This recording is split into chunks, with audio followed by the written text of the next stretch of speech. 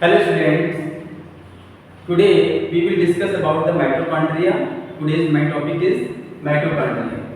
तो आज हम जानेंगे कि mitochondria क्या है, where is present, what is the structure of mitochondria, और what is the function of mitochondria. So now let's start. Mitochondria है क्या? Mitochondria is the cell-like structure present in all eukaryotes.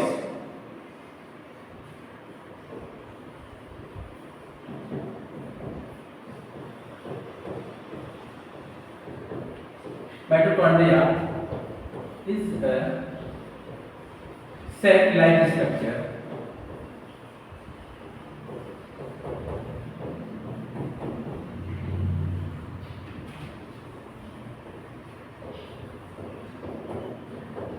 present in all eukaryotic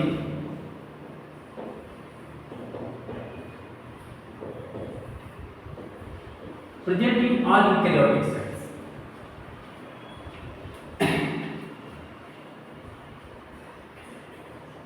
accept सारे eukaryotic cell में present होता है except the prokaryote cell,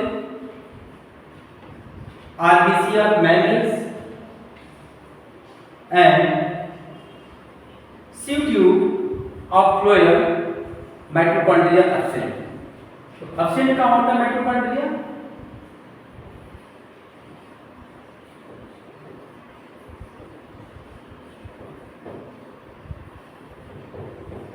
Mitochondria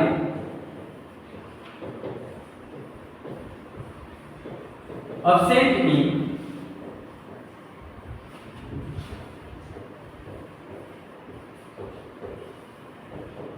prokaryotic cell,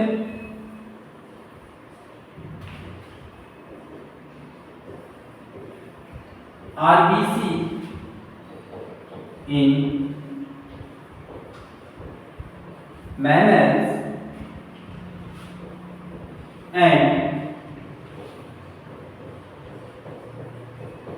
sieve tube in phloem. यहाँ पर mitochondria क्या होता है? अपसेट होता है। और आइए चलते हैं इसकी साइज पर। डिस्कवरी तो माइटोकॉन्ड्रिया की डिस्कवरी किसने किया था? किसने डिस्कवर किया था? तो सबसे पहले माइटोकॉन्ड्रिया की जो डिस्कवरी किया था जिसने डिस्कवर किया था एक साइंटिस्ट थे Kolliker.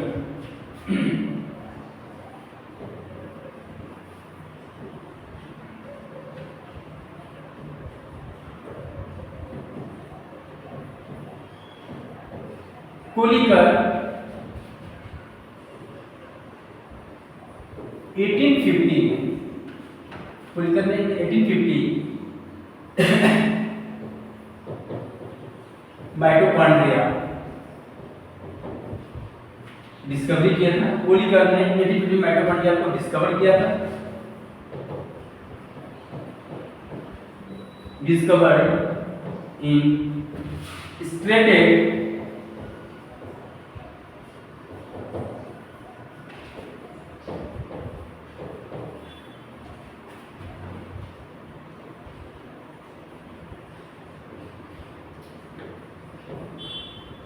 skeletal muscles of insect। यहाँ पर माइटोकॉन्ड्रिया की डिस्कवरी कोलिकर ने किया था, लेकिन इसका नेम किसने दिया था? नेम किसने दिया माइटोकॉन्ड्रिया का? Mitochondria name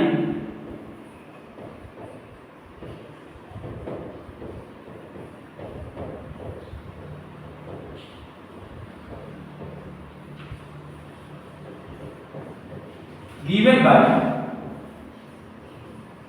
C. Benda। C. Benda ने माइटोकॉन्ड्रिया नेम दिया था। साइंटिस्ट ने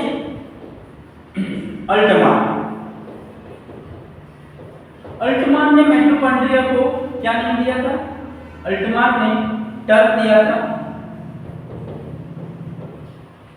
माइटोकॉन्ड्रिया का टर्म दिया था बायोब्लास्ट,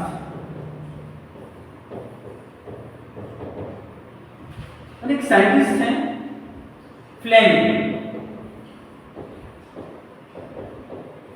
फ्लेमिंग ने माइटोकॉन्ड्रिया का टर्म दिया था फिला।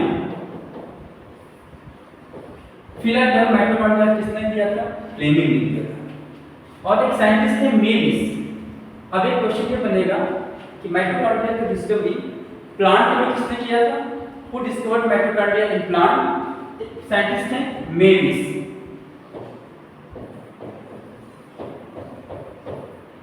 मेविस ने माइटोकॉन्ड्रिया की डिस्कवरी की थी प्लांट में। इन प्लांट्स माइटोकॉन्ड्रिया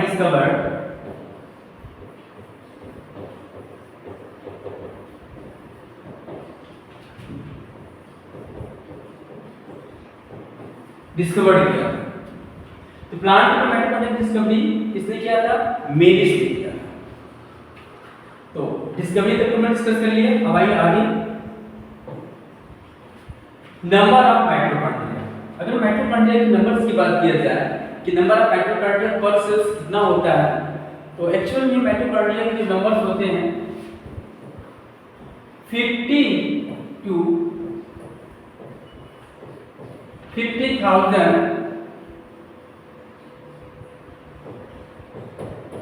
माइटोकॉन्ड्रिया पर सेल। मुझे बात कर रहे हैं कि एक सेल में माइटोकॉन्ड्रिया मिनिमम 50 भी हो सकते हैं और मैक्सिमम 50 और 50,000 50,000 से भी हो सकते हैं, ज़्यादा भी हो सकते हैं। ये नंबर डिपेंड करते हैं, माइटोकॉन्ड्रिया के नंबर जो डिपेंड करते हैं सेल में, ये इनके फंक्शन पर डिपेंड करते हैं, वर्क पर डिपेंड करते हैं। जो सेल जितना वर्क करता है उस पर उसमें उतने ही माइटोकॉन्ड्रिया प्रेजेंट होते हैं। अगर हम साइज की बात करते हैं माइटोकॉन्ड्रिया की, साइज ऑफ माइटोकॉन्ड्रिया, तो माइटोकॉन्ड्रिया की साइज होती है, जनरली लेंथ की बात करें 3 mu micrometre to 5 mu micrometre length में। और इनके डायमीटर की बात करें 0.2 mu micrometre to 2 mu micrometre इनका डायमीटर होता है। इनका डायमीटर होता है, मतलब लेंथ इनका 3 to 5 एक माइटोकॉन्ड्रिया का, और डायमीटर इनका कितना होता है 0.2 म्यू माइक्रोमीटर से लेके कितना होता है 2 माइक्रोमीटर तक इनका लेंथ। अब अल्ट्रास्ट्रक्चर ऑफ माइटोकॉन्ड्रिया, नेक्स्ट जो हम डिस्कस करेंगे अल्ट्रास्ट्रक्चर ऑफ माइटोकॉन्ड्रिया। माइटोकॉन्ड्रिया का अल्ट्रास्ट्रक्चर क्या है तो ये देखते हैं। पहले हम इसका एक फिगर बनाएंगे जिससे क्लियर हो जाए माइटोकॉन्ड्रिया कैसा दिखता है।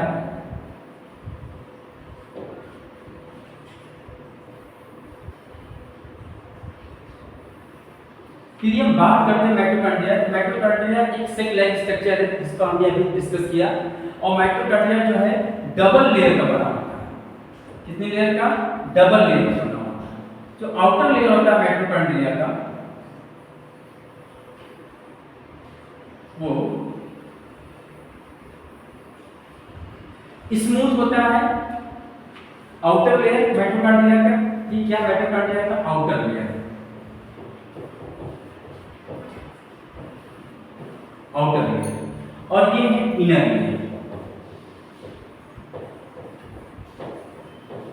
इनर लेयर, आउटर लेयर और इनर लेयर के बीच में स्पेस है जिसे हम क्या कहते हैं पेरीमाइटोकॉन्ड्रियल स्पेस कहते हैं। इसकी स्पेस को क्या कहते हैं पेरीमाइटोकॉन्ड्रियल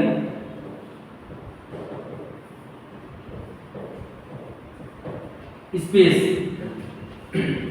जो इनर लेयर है माइटोकॉन्ड्रिया का, ये कैसा होता है? ये इम्परमिएबल होता है। ये कैसा है? ये इम्परमिएबल होता है, और ये काफी क्या होता है फोल्डेड होता है, जिसे हम क्या कहते हैं, इसी को हम कहते हैं क्रिस्टी। क्रिस्टी कहते हैं। इनर मेम्ब्रेन क्या कहते हैं? क्रिस्टी। ये इम्परमिएबल होता है चीजों के लिए, और आउटर लेयर जो है स्मूथ होता है। ये क्या होता है? स्मूथ। और सारी चीजों के लिए क्या होता है, जो नेचुरल मटेरियल है उसके लिए परमिएबल होता है। परमिएबिलिटी का रीजन क्या होता है, इस पर पोरीन प्रोटीन पाया जाता है।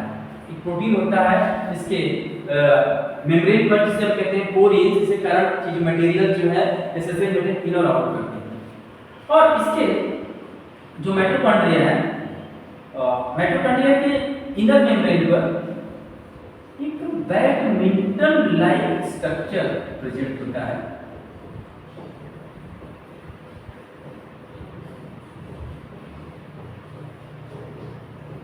इस तरह के स्ट्रक्चर्स प्रेजेंट होते हैं बैडमिंटन लाइक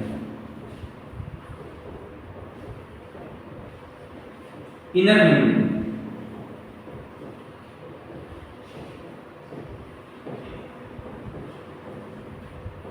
इस बैडमिंटन लाइक स्ट्रक्चर को ऑक्सीसोम कहते हैं। ये किस नाम से जाना जाता है, ये जो बैडमिंटन लाइक स्ट्रक्चर्स है इनको क्या कहते हैं, ऑक्सीसोम। ऑक्सीसोम भी कहते हैं इसको, या मोराल पार्टिकल्स भी बोलते हैं, या एलिमेंट्री पार्टिकल्स भी बोलते हैं। कई सारे नाम हैं। ये बैडमिंटन लाइक स्ट्रक्चर्स होते हैं। और माइटोकॉन्ड्रिया के अंदर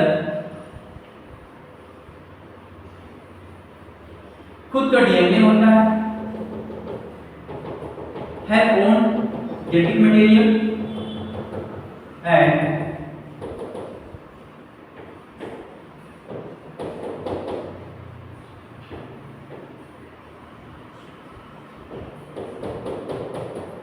खुद का जेनेटिक मटेरियल इनके अंदर होता है, इनके मैट्रिक्स में राइबोसोम्स प्रेजेंट होता है।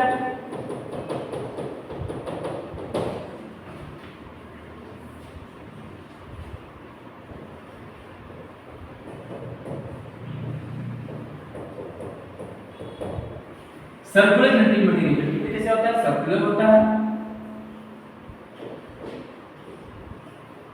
और इनमें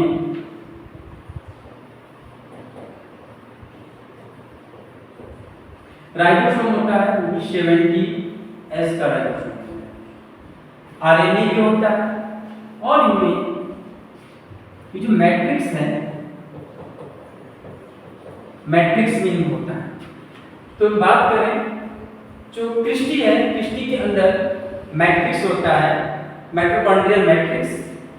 अगर माइटोकॉन्ड्रियल मैट्रिक्स की बात करें, माइटोकॉन्ड्रियल मैट्रिक्स के अंदर क्या क्या चीजें प्रेजेंट होती हैं, मैट्रिक्स के अंदर प्रेजेंट होता है डीएनए, आरएनए, राइबोसोम, 70S का प्रेजेंट होता है। और इसमें मैट्रिक्स के अंदर एंजाइम्स प्रेजेंट होते हैं, ऑक्सीडेटिव एंजाइम्स प्रेजेंट होते हैं। ये एंजाइम्स क्रेब्स साइकिल्स में पार्टिसिपेट करते हैं। तो बात करेंगे यहाँ पर, तो राइबोसोम की 70S का होता है, आपको पता ही है। इस राइबोसोम से ये पता चलता है, राइबोसोम जेनेटिक मटेरियल और आरएनए, जिससे हम ये कह सकते हैं कि जो माइटोकॉन्ड्रिया है ये ऑटोनॉमस स्ट्रक्चर को शो करता है। मतलब अपने आप खुद एक मॉडिफाइड स्ट्रक्चर है इसका, autonomous as like the bacteria. तो ऑटोनॉमस स्ट्रक्चर शो करेगा ये। और इनका जो मैट्रिक्स होता है, मैट्रिक्स में एंजाइम्स प्रेजेंट होते हैं। एंजाइम्स होते हैं, ये एंजाइम्स क्रेब्स साइकिल्स में पार्टिसिपेट करते हैं। किसमें करते हैं, क्रेब्स साइकिल्स में।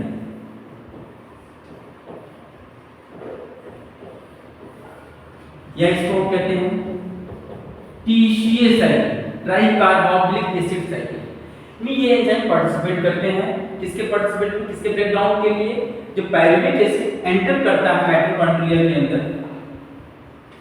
जब ग्लाइकोलिसिस होता है तो ग्लाइकोलिसिस में एक ग्लूकोज ब्रेक होता है टू पायरुविक एसिड में, एंड प्रोडक्ट उसका, और वो पायरुविक एसिड जब एंटर करेगा माइटोकॉन्ड्रिया के अंदर तो एक इंटरमीडिएट पहले एक कंपोनेंट बनाएगा एसिटिल को एंजाइम। एसिटिल को एंजाइम के बाद वहां पर माइटोकॉन्ड्रिया एंटर कर जाएगा मैट्रिक्स में और क्रेब्स साइकिल से स्टार्ट हो जाएगा। इस क्रेब्स साइकिल में क्या बन जाएगा, NADH2 और GTP FADH2 का प्रोडक्शन हो जाता है। और इसी माइटोकॉन्ड्रिया की जो क्रिस्टी है, ये जो इनर मेम्ब्रेन है, इसी इनर मेम्ब्रेन पर electron transport system, inner membrane तो कौन सा सिस्टम करता है, जो इनर मेम्ब्रेन होता है माइटोकॉन्ड्रिया का यानी क्रिस्टी,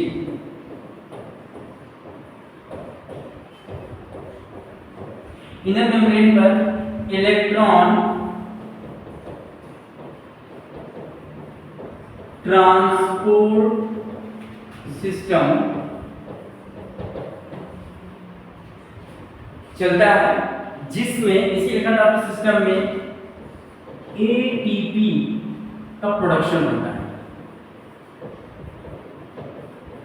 किसका प्रोडक्शन होता है, ATP का प्रोडक्शन होता है इसी क्रिस्टी।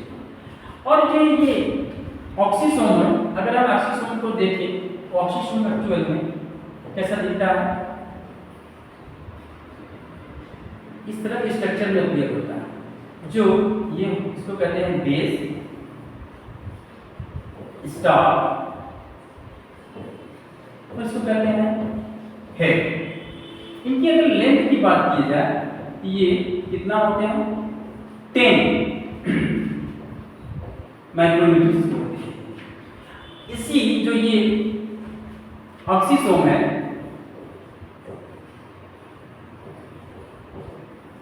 इसी ऑक्सीसोम में इसके अंदर F1 F0 F1 पार्टिकल्स को F1 F0 F1 पार्टिकल्स भी बोलते हैं। इसी में जो ये बेस वाला पोर्शन होता है, यहाँ पर F0 होता है और इसमें क्या होता है, F1। इसी के अंदर ATP सिंथेस एंजाइम प्रेजेंट होती है, ATPase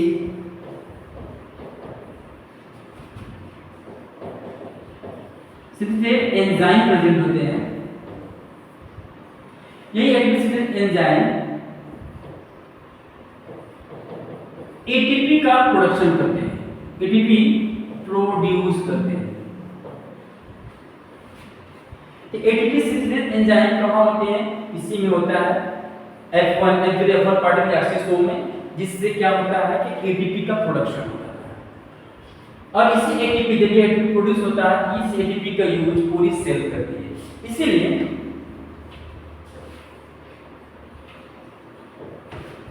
माइटोकॉन्ड्रिया को क्या कहते हैं, ये ATP पूरे सेल को एनर्जी देती है, इसलिए mitochondria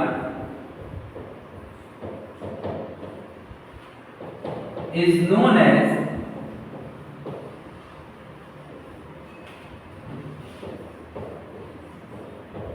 power house of cell बोलते हैं, पावर हाउस ऑफ सेल कहते हैं, क्योंकि ये पूरी माइटोकॉन्ड्रिया क्या करता है, माइटोकॉन्ड्रिया ATP प्रोड्यूस करता है इलेक्ट्रॉन ट्रांसपोर्ट सिस्टम में।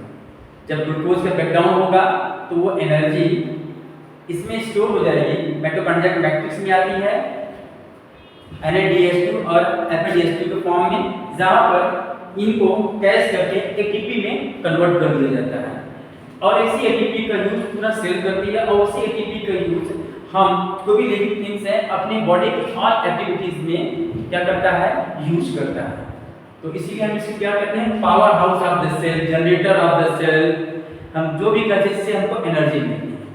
तो हमारा टॉपिक यही खत्म हुआ। Thank you.